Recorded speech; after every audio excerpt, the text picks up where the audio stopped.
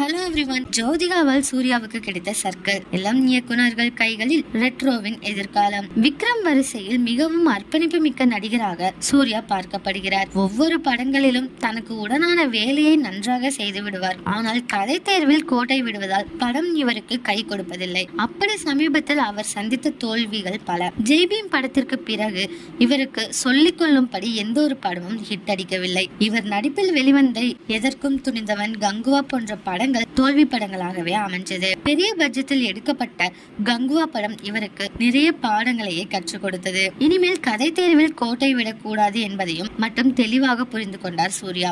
இதனால் இளம் இயக்குனர்களுடன் அடுத்தடுத்து கூட்டணி போடுகிறார். குறிப்பாக கார்த்திக் சுப்பராஜ் இயக்கத்தில் ரெட்ரோ படத்தில் நடித்து வருகிறார். இந்த படம் மே 1 உழைப்பாளர் தினம் அன்று ரிலீஸ் ஆக இருக்காம். ரெட்ரோ படத்தை முடித்த கையோடு RJ பாலாஜி மற்றும் வாடிவாசல் படங்களை முடிக்கிறார். அதன் பின் மலையாளத்தில் பேசில் ஜோசப் உடன் சூர்யா 47 படம் பண்ண இருக்காங்களாம். அதற்காக அவர்களிடம் கதை கேட்டும் வருகிறார். தமிழில் மட்டுமல்லாமல் மலையாள இயக்குனர்களுடனும் கூட்டணி போடுகிறார் சூர்யா. சமீபத்தில் சூர்யாவின் மனைவி ஜோதிகா மம்முட்டியுடன் காதல் தி கோர் படத்தில் நடித்தார். அங்கே ஷூட்டிங் ஸ்பாட்டுக்கு அடிக்கடி சென்று வந்த சூர்யாவிற்கு நிறைய பழக்க வழக்கங்கள் கிடைத்தது.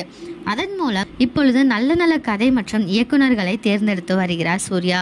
சூர்யா மலையாளத்துல நடிக்க போறாங்க அப்படிங்கிற விஷயம் உங்களுக்கு எப்படி தோணுது அப்படிங்கறத கமெண்ட்ல சொல்லுங்க. இதே மாதிரி லேட்டஸ்ட் சினிமா நியூஸ் அப்டேட்க்கு இந்த சேனலை சப்ஸ்கிரைப் பண்ணிக்கோங்க.